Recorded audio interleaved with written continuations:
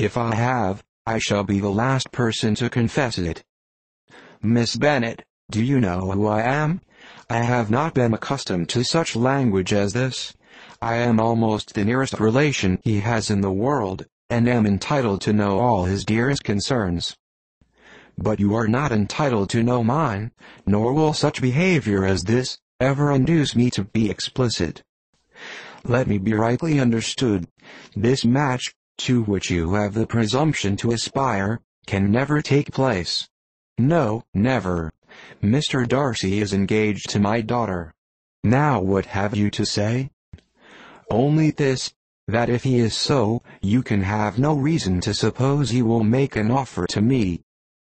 Lady Catherine hesitated for a moment, and then replied, "The engagement between them is of a peculiar kind.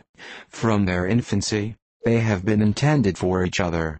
It was the favorite wish of his mother, as well as of hers.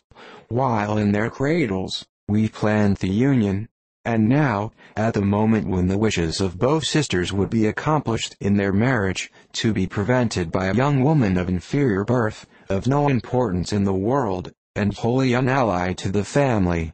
Do you pay no regard to the wishes of his friends? To his tacit engagement with Miss de Bourgh? Are you lost to every feeling of propriety and delicacy? Have you not heard me say that from his earliest hours he was destined for his cousin?" "Yes, and I had heard it before. But what is that to me? If there is no other objection to my marrying your nephew, I shall certainly not be kept from it by knowing that his mother and aunt wished him to marry Miss de Bourgh. You both did as much as you could in planning the marriage. Its completion depended on others. If Mr. Darcy is neither by honor nor inclination confined to his cousin, why is not he to make another choice? And if I am that choice, why may not I accept him? Because honor, decorum, prudence, nay, interest, forbid it. Yes, Miss Bennet, interest.